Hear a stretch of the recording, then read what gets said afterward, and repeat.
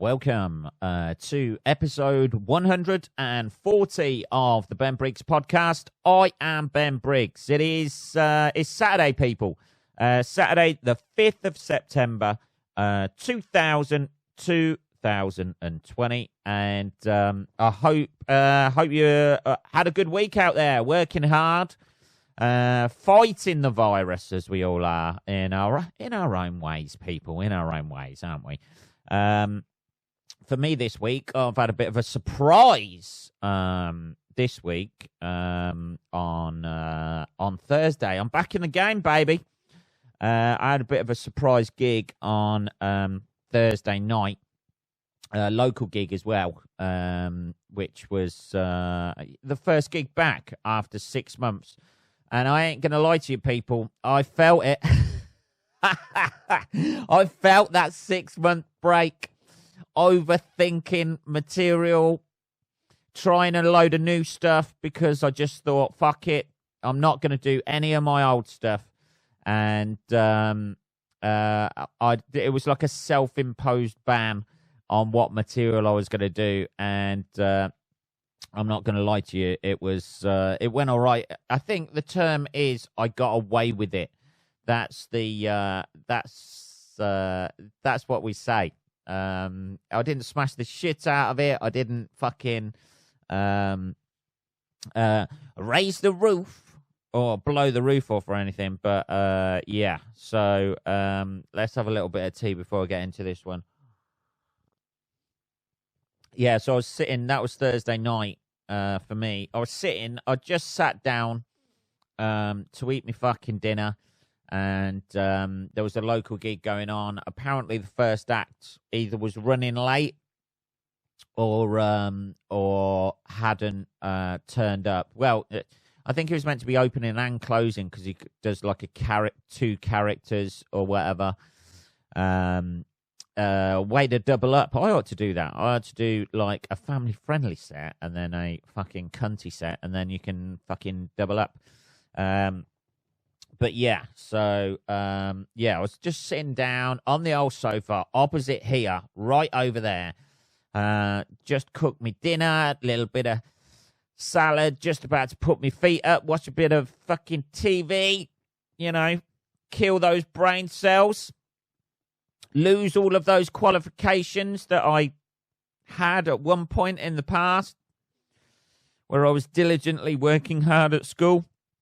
And, I was just about to sit down and eat, and I got a phone call to see if I could get down downtown in my brain traces, downtown in Northampton, to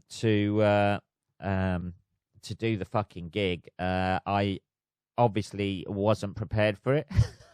I had a fucking 6 months off, an hour's notice to be on stage, and I fucking pulled it out the bag somehow. But it was, I ain't gonna lie to you, it's touch and go. So I fucking had a quick, ate my dinner fucking quick, had a quick fucking bath, got ready, and then it's not the preferential way to do a gig after 6 months fucking off, getting an hour's notice for it. And you just, on the way to the gig, just decided, well, I'm not going to do any of my old material. I'll do this new stuff that is untested completely. And we'll see if we can get away with it. 20 minutes of fucking new stuff. I knew I was reaching, at one point in the gig, I knew I was reaching a little bit when I said, any questions at this stage?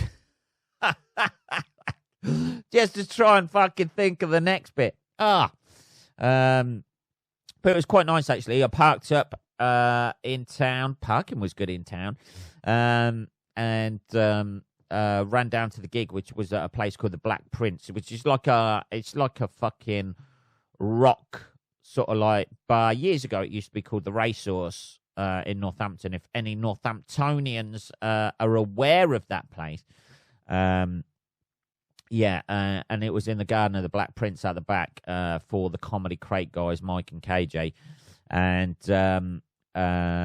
when I got there, they'd switched the opener obviously hadn't turned up because he thought he was just headlining it.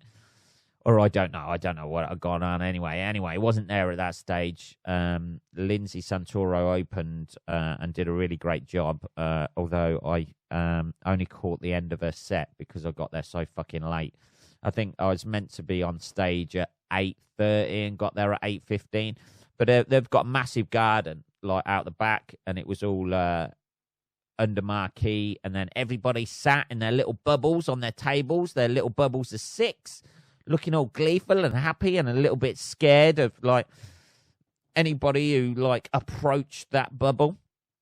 But it was quite nice. It had the feel of a fucking sort of proper gig, even though everybody was that spaced out. It must have took me fucking I don't know, a minute and a half, something like that, to walk to the stage. When you get to the stage and the applause has died out, is bad enough, but when the applause dies out halfway towards you getting to the stage and you've got that slow, quiet walk where I've done my applauding that I have allocated for your walk up to the stage, and if you can't do it in that time, I'm not going to applaud for longer. So yeah, I just walked up to people fucking staring at me because I don't fucking run to the stage with music playing, you know, jazz hands and all that sort of shit. I just sort of like, I don't know, casually saunter on, I think, as if to give the feel of somebody who's just like walking by the venue and probably trying their luck. I think that's it. Start off with low expectations, and then anything above that is a fucking bonus. But yeah, it was kind of it was really busy, to be honest. I think there was about 120 people there out in this garden, which for present day times is pretty good going. Let's have a little bit more tea. Come on. Yeah, for the virus infected world in which we live, the pus ball of Earth that we're living on at the moment, that's not too bad. There was no mask or anything like that. You had to wear a mask in the pub. The garden's like right out the back. Obviously, it's not going to be out the front because it's on a main road. But you sort of like walk into the front of the pub and then go to the right. There's a performance area out the back that years ago, a couple of years ago, 2-3 years ago, I did an hour show in as part of the Northampton Comedy Festival. And it was really lovely. You get that alternative sort of like crowd there, you know, like the bikers, the fucking rockers, a few fucking punks, you know, a few emos. There's a lot of scarring on arms, I think.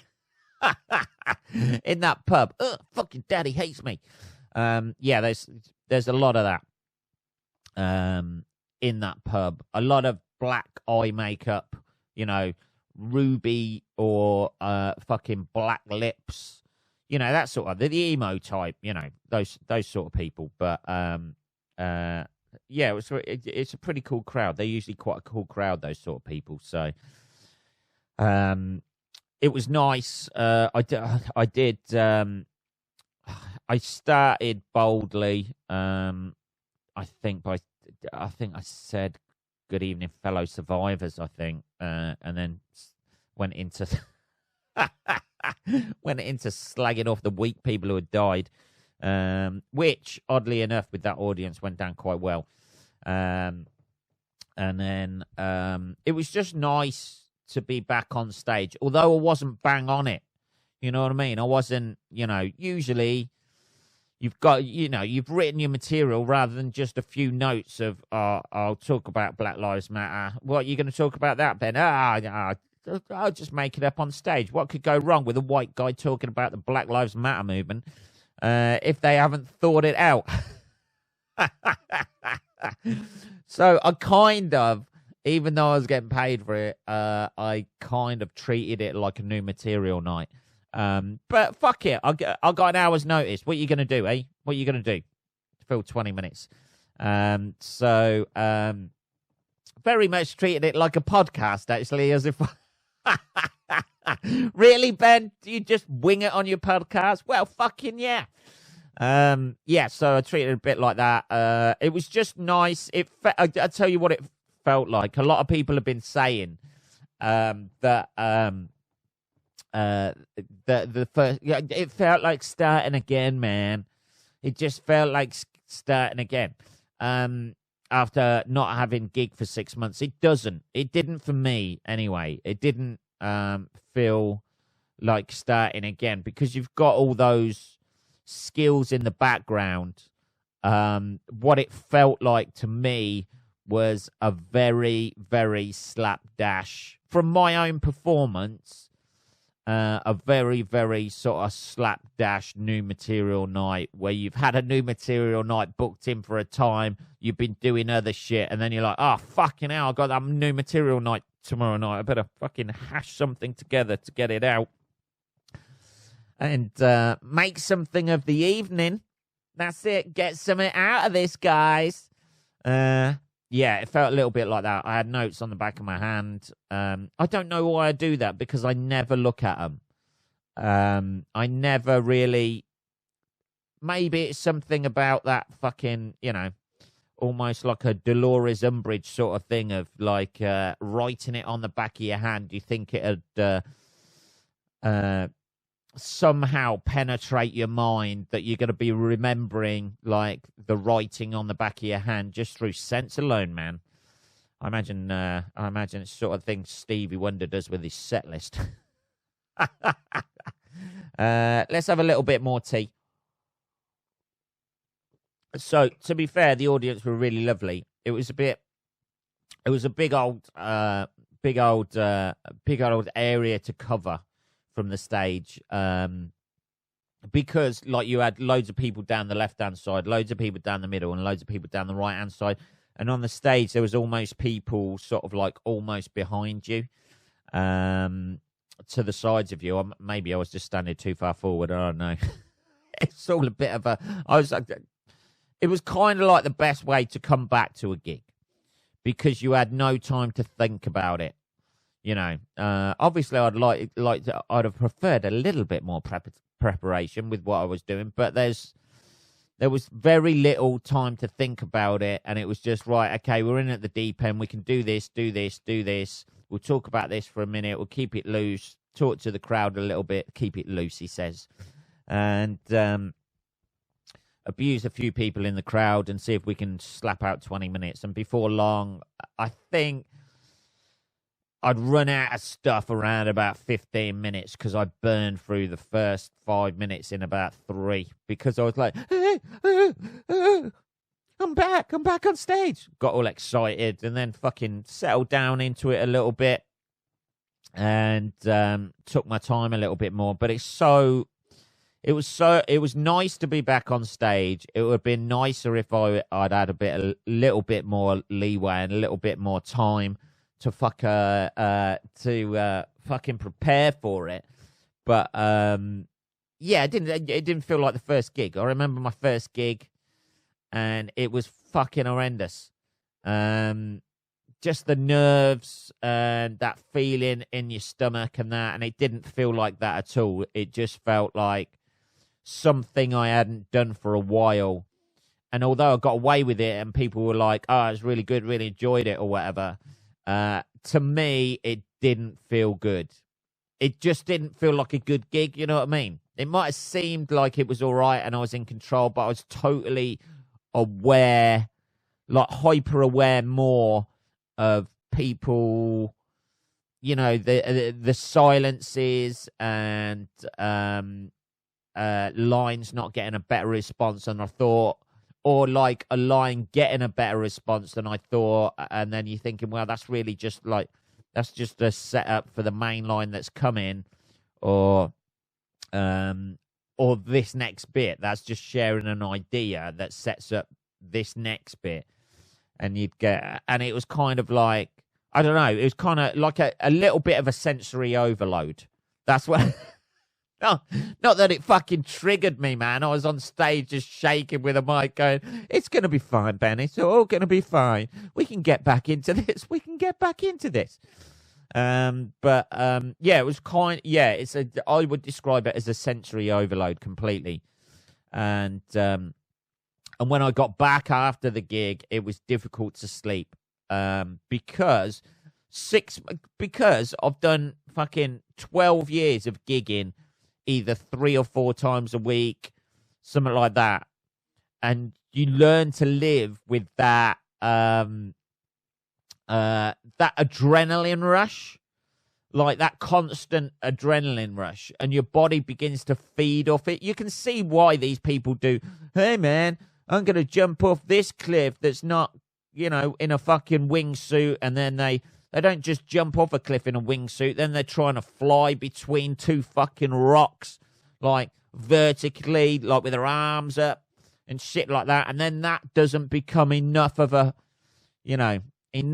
thrill for them, so they have to go further and further and further until they go through a fucking wind turbine or something like that. Get sliced in half. Nobody ever thinks that, do they? That is those people who die in those wingsuits and shit. The second before they're sliced in half by a wind turbine, they're thinking, this is the fucking greatest rush ever. Or going up in a rocket that fucking explodes. Your body seems to crave that, and then you had that like adrenaline rush, and afterwards you had that crash. That wind turbine fucking chopping my legs off. Let's have a little bit more tea. And so it was so it was nice. It was just being hyper aware of everything. And it was kind of a shock to the system a little bit after 6 months off. That was the only thing. The thing that you're so relaxed with before all of this shit happened, so relaxed with, so much in control of. You're aware of where you're going with your material. You're aware of that certain people aren't going to like it. And how to deal with that. Certain people are going to like it too much and deal with that. And then you've got all these things on. And it felt a little bit like you were spinning plates, but the plates were already, you're not spinning them where they're like going around quickly. They're coming to the end. So it just felt like that a little bit. The plates are wobbling and shit, and then you got one wobbling over here, and you're trying to keep a handle on everything.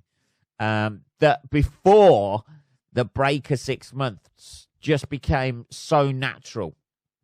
Just was so natural and second nature. And your muscle memory is starting to forget a little bit. That's all it felt like. Totally like your muscle memory was beginning to forget. Your mental, connections or synapses in your brain or whatever were just, starting to reignite halfway through the 20 minutes. And you're like, oh yeah, I can, like, this is how it is. Because I think the set started off quick because I was just so excited to be on stage, and it was all of that energy coming out, all of that pent up 6 month fucking aggression towards the material that you want to do, just coming out, and it was a little bit of a like that. Whereas you're like, oh shit, yeah, I've got to get back into my rhythm, not just like an excited child who comes home from school. And then I went to the playground and we played conkers, and I played conkers and it was really good. And Timmy told me a story about his mum, and the parents just standing there going, Jesus. I was a little bit like that when I started. And then it calmed down a little bit, and I was like, okay, I'm relaxed now, and that's that 20 minutes over. Just when I was starting to relax. And you're like, can I go off come back on now and just start again because, like, I'm fucking relaxed now. You know that weird bit at the start where I seemed a bit bombastic and that? But you can't say that to an audience, can you? You know that weird bit at the start when I was just gabbling and shit? That was just me feeling very, very vulnerable. That's not going to inspire confidence in an audience, is it? Oh, fuck me. Hi, guys. I'm just feeling a bit vulnerable right now, and I hope everybody laughs, because if you don't laugh, it's going to trigger me. Holy fucking shit. Ben Briggs' material's changed a little bit there. The set 20 minutes just ends with me hugging an audience member. Just tell me it's going to be okay, audience member. Just tell me. So, it was nice, and it's got me wanting to do it more and more, obviously. Now you have that, because you sort of like blank it from your mind, don't you? Like, we're in fucking lockdown, or the places are, there's not many spots going at the minute. A lot of comedy clubs are closed down, and you're like, okay, let's focus on getting a bit of writing done, so we're all up and ready for when it comes. And when you get that 1 hour's notice, you're like, oh, fuck, I ain't ready, man. I ain't ready for this. I should have fucking, at least done a couple of new material spots that don't exist, or at least, like, structured it. That's what most comedians would have done. But, yeah, most comedians didn't get an hour.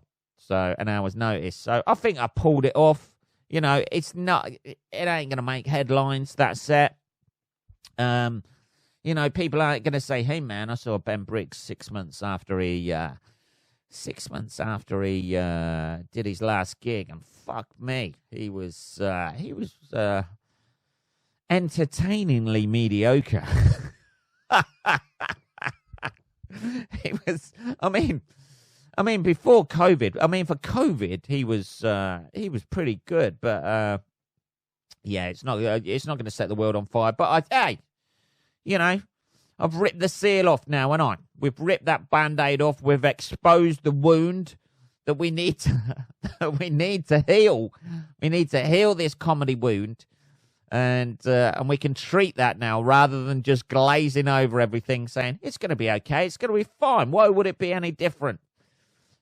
After 6 months gigging, I'm fucking Ben Briggs. I can do this. Ah, shit. Okay. Okay. Do you need me to point out the punchlines for you? I should have held up a fucking card. That bit. Laugh now. That's what we need at the minute, I think, at gigs. That's what we fucking need, because everybody's nervous. Everybody's weirded out by everything that's going on in the world. We need that applause thing that just lights up. Like that. That was a joke right there. Saying about losing all the weak people due to COVID-19, and we can go on stronger as a species. That was a fucking joke. I don't mean it. Dear. I don't know. He says, coughing his lungs out. Let's have a look at what's been going on this week, shall we? We've had World Beard Day. This fucking, I don't know, there's a day for everything these days, isn't there? World Beard Day, I don't think. World Beard Day is celebrated annually. The only thing I'm a little bit annoyed about World Beard Day, and I feel left out of this, being a non-beardy, because I am that fucking, believe it or not, my hair is drastically going back. But when I had hair, and it was when hair was a popular choice for retaining in my skin of my scalp, rather than my scalp and hair having had some sort of argument and never talking again. That seems to be the case at the minute. When I had hair, I was quite blonde, right? I've got quite blonde fucking, blonde jeans, fucking blonde, fucking fine hairs on my arms. I ain't got those, fucking monkey arms that some people have. I know somebody who's incredibly, incredibly hairy, and when he sweats, his arms, the hair on his arms actually match together. If you got fucking dreadlocks on your fucking arms, maybe think about waxing. I don't know. Maybe that's, I imagine swimming, he just looks like fucking one of them fucking old 1940s sea monsters, just with the trails of fucking hair coming out, laying on top of the water as he fucking dives in. I don't know. Anyway, I digress. So it was World Beard Day, which, to be honest, I know people who've got beards. They're perfectly reasonable people and have personalities, he says, covering his back for all the comedians he knows with beards. But most people, beards just fuck me off. Maybe it's because I can't grow one. I'm 43 years of age. I can grow the bit across the top of my lip, a little bit down the sides of my mouth, and I could possibly grow a very alopecia. Is that a word? Is it alopecia? Is that it? I don't know. Is that a new word we've come up with? Alopecia. Goatee.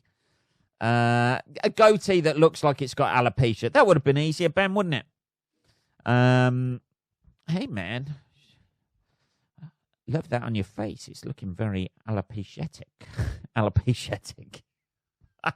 I fucking love that.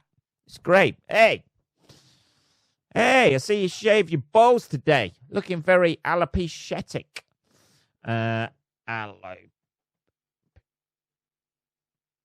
Holy shit, that isn't a word. Alopecia is a word, it looks like. I don't know. Also known as spot baldness. Oh, nice. Anyway, yeah. So, I don't know. I tell you what it is. It's not just the normal beards. I don't mind a normal beard. Like the old man, crusty old man beard. You don't know, living in the local area. Is he a paedophile? Isn't he a paedophile? I don't know. It's the ones that look like smartened up paedophiles. Like they've got money. They've got enough for wax. I just, they look like a fucking Victorian gentleman and something like that. There's too much time goes into beards and it unnerves me. I don't trust anyone who has one of those sort of like moustaches, like the wax moustache and the beard. I can't take anyone like that serious at all. I couldn't imagine that person in a fight. Let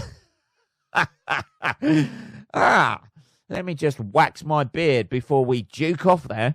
Yeah, I don't really trust anyone with those sort of beards. I can't take them seriously. Or anyone with just a wax moustache. Anyone who looks like, not that they're, old style, normal sort of like beard, no fucking wax in it and stuff like that. Yeah, I can see that, like you want to be quirky, a bit hipstery, that's all right. But when hipstery goes too far and you start looking like a Victorian gentleman, I think, that's when I stop taking you seriously and just think, what are you going to do? What are you going to do? Show your fucking grandkids that? Here was me when I was a fucking prick. Have a look. Great. When was this taken? 1850. It's when I was going through my 1850 stage. That's... Hey, grandkids, that's when I was going through my 1850 stage. We even managed to, we were that hipstery, we even managed to get hold of some polio to give to your mum. That's why she's in a wheelchair. I don't know. This is the point I contracted syphilis, just to be on point with my hipster buddies. I don't know, man. But yeah, it was World Beard Day anyway. Is there a World Clean Shaven Day? For assholes like me who can't grow beards, who get triggered by beards? Hey, Nobody thinks of the people who can't grow beards, can they? Who are 43, and because of their fucking genes, they can't. I blame my parents, man. Because of their fucking genes, their blondie, fucking light-coloured hair, fucking reflecting the sun, burn, and fucking freckly shoulder, fucking shit. Can't grow a beard. World Clean Shaven Day. Let's Google that. Clean Shaven Day. This could bring up some dodgy images, couldn't it? World Clean Shave Day. Holy fucking National No Beard Day. Holy shit. It's fucking coming up, people. Annually, National No Beard Day on October the 18th celebrates the clean shaven among us. Hey, we got a day. We've got a day. Anyone out there without a beard? This is the only day. Is this the only day I can celebrate being a straight, white, cisgendered male? This is it. I've got this day. October the 18th celebrates a clean shaven among us. The smoother the face, the bigger the celebration. Holy fucking shit. Do we get our balls in on that as well? I don't know. Whether you have had your beard for years or it is relatively new for you, this is the day to shave. Fucking, I even get fucked on that one. You need a beard to shave it off. What about, hey man, this doesn't apply to me. You need to grow the beard first and then shave the fucker off. I can't grow it in the first place. Is there nothing for me? No, not even that. Maybe I could get a bit of stubble. Maybe I could get a bit of wispy hair, like, for October the 18th. How long have I got? About a month. Month and 2 weeks, something like that. 6 weeks. 6 weeks to grow a bit of bone fluff. So I can join in with my new group of no beardies. I don't know. What are we on? 32 minutes, people. 32 minutes. I have rambled on. I got overexcited then. October the 18th. Finally, there's a fucking day for me. And it's snatched away from me at the end. Shaved off, if you will. That was episode 140 of the Ben Briggs podcast. I will be back on Tuesday, motherfuckers, with the next episode. If you want to contact me at all, it is just podcast@benbriggs.co.uk. Have a good week, rest of your weekend, motherfuckers, and I will speak to you on Tuesday. Take care.